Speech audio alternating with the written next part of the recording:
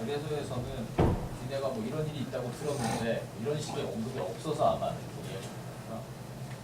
그다음에 그 말씀하신 대로 그 하나됨의 추구가 이 책에서 지금 말씀하신 그 이야기가 거의 그대로 다 굉장히 중요하게 가장 중요한 얘기다. 그다음에 맨 앞에 신학과 윤리 사이의 엄격한 구분선을 두기가 어렵다는 이야기는 어떤 신학자에 대해서 논박하기 위해서 이야기하는데 어떤 사람이 그 뒷부분의 그 윤리적 그 청태는 신학하고 상관없이 그냥 그 당시에 어떤 근원들을 모아가지고 그냥 넣는 거다 이렇게 이야기한 사람에 반해서 그게 그렇지 않고 뒤에 로마서에서 이야기한 그 근원들이 다 신학이랑 특정하게 연결되어 있다라는 부분을 강조를 하려고 제가 어떤 사람 겨냥해서 예컨대 지금 이게 텍스트로 만들어진 말로 된 게 아니고 텍스트로 만든 첫 번째 이 글들이었다고 생각하면 거기서 그 윤리적인 문제보다 예수가 누구신가 그 얘기를 먼저 해야 되지 않았겠습니까? 생각해 보면 그래서 이제 여기 새로운 창조 예수 안에서 모든 것이 다 새로 시작된 것이다. 그 얘기가 가장 중요하게 다루어져 우리가 지금 그걸 이신칭이라는 말로 읽는데 그건 조금 새 창조의 그 비전 자체를 담는 말은 아닌 것 같아요. 의란 말 속에만 갇혀서 그러니까 우리 좁게는 개인의 구원을 어떻게 얻느냐를 바울이 어떻게 가르치고 있느냐로만 읽는 것 같은데 사실은 논피조물의 그 새창조를 얘기한 그 위대한 비전 그 새창조가 있고 그러면 당연히 그 예수님이 다시 오신다라고 하는 종말을 바라보는 것이 먼저 이렇게 된다고 생각하고 또 아까 말씀하신 것처럼 그 종말과의 관련 속에서 시대를 분별하는 로마서의 12장에 시작하는 첫 문장이 결국 시대를 분별하는 거 같지 않습니까? 새롭게 아무로도 나를 받아서 하나님을 기뻐하시는 것이 무엇인지를 분별하라. 이제 그 분별의 결과로 구체적으로 어떤 상황에서 어떻게 행동하라 라고 하는 것에 관해서 여기 지금 바울이 적어도 초기의 텍스트에 대해서 윤리적인 논변을 아주 추상적으로까지 수준까지 받아들이지 않았다고 하는 것은 왜 그래야 되는지에 관해서 뒤에 다섯 사람의 해석학적인 전략을 얘기하면서 잠깐 얘기하는 것 같은데 그 사람들의 비견할 만큼 왜 그래야 되는지에 관한 설명을 이론적으로 자세히 하지 않았다. 다만 그럼에도 불구하고 새로 만들어지는 이 공동체가 그리스도의 몸이다. 그리스도의 몸을 십자가를 따르는 것, 그리스도의 몸으로서의 교회를 하나 되게 지키는 것.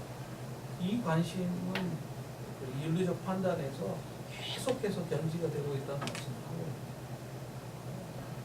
그 뒤에 이제 바울 공동체의 텍스트라고 얘기하는 것들에서 문학적인 논쟁이 그 저자에 관해서 있을 수는 있겠습니다만은 제가 읽기로는 1장하고 2장이 윤리적인 어떤 심화이고 그다음에 이론적으로도 심화되는 과정을 보여준다.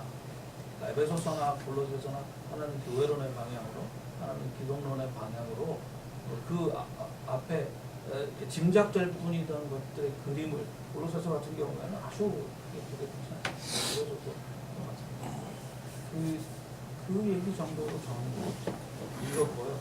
다만 제 개인적으로 조금 아직 좀 잘 땡기는 거는 1장의 맨 마지막에 코다로 달려있는 두 주제, 성적인 문제하고 또 여성과 남성 문제에 관해서 또 분명히 성경 안에 있는데 지금 우리 시대에서 읽고 실천하고 받아들이기 좀 어려움을 주는 건 확실히 사실입니다.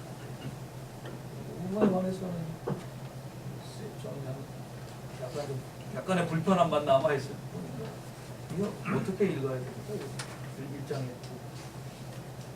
부록처럼 붙어있는 이해하면 잘했습니다. 네? 많이 해주시고 일단 남녀 되게 어려운 질문이요. 바울 서신을 어떻게 볼 것이냐의 문제예요. 다시 또 말씀드리면, 그래서 종교개혁자들은 어떤 신학적인 완전체를 설명하는 것으로 설명해요. 마치 복음서처럼 신앙이 이거다 쫙 설명하는 것이 생각이 되는데, 근데 그래서 문제가 되는 게 뭐냐면, 아까 교수님께서 말씀하신 것처럼 교회 이제 얘기한다면 예수님의 얘기를 해야 되지 않겠냐? 근데 예수님이 거의 없어요. 특별히 예수님의 그 공간복음 생각 예수님의 얘기는 거의 없어요. 왜 이게 없을까? 가장 쉬운 사람들 대답이 뭐냐면 바울 몰랐다 라는 얘기예요. 이게 말이 안 되는 게요. 복음을 전하면 제일 먼저 무엇을 얘기하냐면 예수님 얘기예요. 그러면 예수님 십자가의 죽음으로 뭐 우리 구원받았다 뭐 이렇게 얘기한다면 그 다음 질문이 뭐냐면 그 예수님이 누구냐는 거예요. 설명 안 할 수가 없어요. 그러니까 역사적 예수, 실제 예수님께서 공생에서 하셨던 이야기, 구약에서 어떤 일을 하셨고 그 의미가 무엇이냐는 이미 다 얘기합니다. 더 이상 편지를 요만한 종이에서 쓸만한 이유가 없어요. 근데 이제 문제는 뭐냐면 예수 믿었는데 어라? 고린도 교회에서 자기 계모하고 음행을 하는 거 이거 어떻게 해야 되나? 이 이제 이슈가 되는 거예요. 그러면 그것에 대해서 만 쓰는 거죠. 그러니까 이슈 되는 것만을 쓰는 게 이제 일반적으로 바울 서신이고, 에베소서는요 여기 나왔지만 그리스도 예수 안에 있는 사람, 그 다음에 에베소에 있는 이라는데 원래 에베소는 초창기 사본은 없어요. 그냥 어디에 있는 이라는 표현해요. 그래서 그래서 혹시 회람서신 아니야? 라이퍼스필드 밸리라는 그 에베소 주변에 있는 골로새서 이런 곳에서 바울의 제자들이 사역했었던 사람 교회들에서 회람서신으로, 그러니까 어떤 특정 공동체의 문제들이 담겨져 있지만 구체적으로 A 공동체는 이런 문제, B 공동체 이런 문제가 아니라 일반적으로 큰 그림을 가지고 있지만 그러나 그 사람들의 문제에 적절한 이야기를 쓴 거 아니냐라고 생각을 하는데, 에베소 자체가 허브이기도 하지 않습니까? 네네네. 그러기도 하는데 교회는 이중적인 여기 보면 이중적 위치를 가지고 있다고 분명히 얘기해요. 그리스도 예수 안에 있는 우주적 교회하고 어디에 있는 지역에 존재하고 있는 그 교회. 그러니까 특정한 문제가 없을 수는 없어요. 로마서도 마찬가지인데요. 문제는 그러면 각자 특정한 문제를 다루고 있는 것에서 어떻게 큰 그림을 찾을 수 있을까에 대한 문제. 이게 해석학적 문제고, 그런 면에서 바울의 서신이 큰 그림을 찾을 수 있는 소스가 될까? 이건 계속 논쟁이 되고 있어요. 그래서 이제 바울 신학의 센터가 뭐냐? 이신칭이냐? 슈발점의 이신칭이가 아니라 이신칭은 부분이고 그리스도와 신비적 연합이라고 얘기하는 것처럼, 저도 개인적으로 이제 이신칭이가 메인이라고 생각하지 않는데요. 문제는 여기서 바울의 2페이지죠. 왜 하나님께 순종해야 되느냐? 도덕적 삶의 근거, 순종의 세 가지 근거, 그리스도와 연합을 통해서 우리가 죄 변명해서, 사실 더 본질적인 질문은 뭐냐면 죄가 뭐냐는 질문이고요. 그 다음에 구원이 뭐냐는 질문이에요. 그 다음에 구원받은 후에 삶으로 살아가는 문제가 뭐냐? 이 문제를 설명하는 큰 그림이 있으면 사실은 우리 이제 신학 구원받는 거하고 이걸 삶이 이제 윤리 문제가 연락돼 있으니까 그 문제 연합할 그 문제를 아우를 수 있는 거 있지 않을까? 이런 생각을, 여기가 그 면에서 이 사람이 제시하는 게 뭐냐면 종말론적인 어둠의 영역에서 새로운 영역으로 옮겨가는 그것을 구원으로 설명하는 듯한 느낌을 받아요. 그러니까 새 창조, 이 땅이 아니라 하나님의 나라로 들어가서 하나님의 관계를 얻게 되는 것으로 이제 새 창조를 이야기하는 거고, 그게 나름의 프레임워크이에요. 그 프레임워크에서 아까 말씀드린 그 7장의 얘기나 아니면 14장의 얘기를 어떻게 이해할 것이냐, 이것을 모든 교회 보편적인 규범으로 볼 것인지, 아니면 그 당시에 독특한 상황을 볼 것인지가 이제 전제가 돼야 되는 거고요. 또 하나 그래서 복잡한 부분적인 상황을 가지고 전체를 볼 것인지 이게 전체에 대한 이야기를 담고 있는지 서신 자체도 문제지만 개별 문제 자체도 사실은 좀 어려움이 있어요. 정리를 하면 복잡하다. 그래서 저희가 이게 필요하지 않을까라는 얘기입니다. 제가 쉬운 걸 챌린지를 하나 드릴게요. 답을 같이 한번 해봅시다. 우리가 쉽게 우리 이분 교수가 한동대에 대해서 편지를 5장짜리 하나 쓴다고 칩시다. 법학과 문제 쓰고 국정학과 쓰고 아릴락 쓰고 법률자고 쓰고 다 썼어요. 그랬을 경우에 누가 다른 사람이 그 편지를 읽어서 일관된 주제를 하나 설정을 그 편지 속에서 추출할 수 있을까? 퀘스천을 한번 답을 한번 해보시고요. 그러니까 다양한 주제들이 나오는데 그 일관된 주제를 엮을 수 있을까? 그 질문 하나. 두 번째는 우리가 또 어떤 전제를 해놓고 그 편지를 내가 스스로 어떤 전제를 해놓고 거기에 맞추어서 그 개개의 사례들을 다 논리화해서 할 수 있을까? 이 두 개의 질문을 같이 생각을 하는 것이고요. 이게 저자 문제는 여기서 이제 언급하지 말고 너무 논쟁이 많이 되니까. 그럼 그럴 때 어떤 주제들은 서로 일관된 주제가 안 될 수 있는데 신학적인 전제로 우리가 했기 때문에 특히 윤리라는 큰 틀 안에서 이 주제를 서로 억지로 자의적으로 이렇게 서로 조합해서 했던 그런 것은 없었는가. 제가 그런 1, 2장을 들으면서 그런 생각이 들었어요.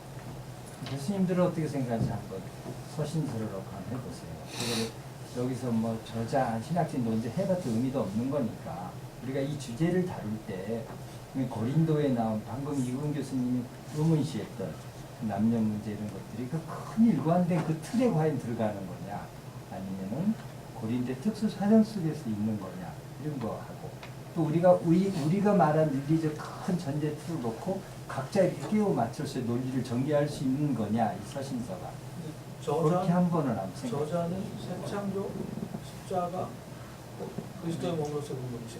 그게 자기가 만든 큰 전제 틀이라는 근데 거죠. 이 틀 속에서는 이거 들어간다고 얘기합니다. 그럼요. 그렇게 하는 그, 거죠.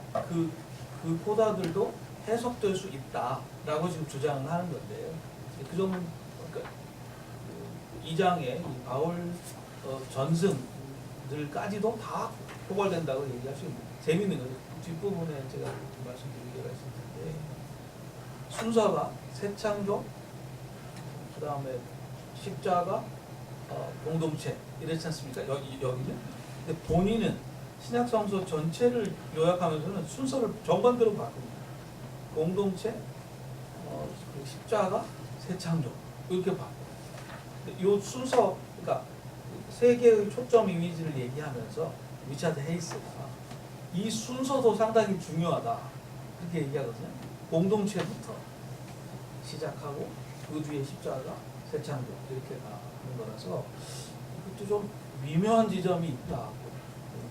좀 나중에 이제 문제가 마지막 하나만 질문하고 마치게. 그러면 공동체를 했을 때 이 저자가 말한 대로 바울 서신도 초기 서신과 후에 발전된 그렇게 했을 때 이 저자가 그 공동체가 그 속에서 발전해 왔다고 그런 전제를 깔고 이런 윤리를 피고 있잖아요. 그런 셈이죠. 그러니까 그런 셈이라면은 이런 주제를 지금 논하고 있는 우리 담론은 조금 보류를 해야 돼요. 그렇습니다. 네. 아니 사실은요 지금 굉장히 어려운 문제거든요, 문제에서 이게. 저자 얘기도 하셨지만 이 뒷부분, 그러니까 일부의 뒷부분으로 가시면요 대립이 바울 공동체의 후기에 있는 것만이 아니고 아예 다른 공동체들은 전혀 딴 소리를 하는 겁니다.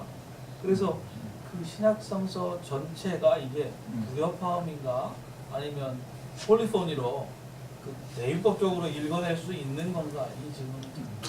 그러니까 지금 그 우리가 그 첫 번째 하면서 약간 부딪혔던 어떤 해석학적인 어려움 같은 것들이 일부에서 일부의 나머지 장대에서 약화될 거라고 기대하지 마시고요. 훨씬 더 심화될 거라. 각각은 다 매력적인 측면이지. 잠깐 쉬고 갔을까요? 예, 15분, 10분, 15분이 너무 많을 것 같아요. 역시 5분만 쉬겠습니다.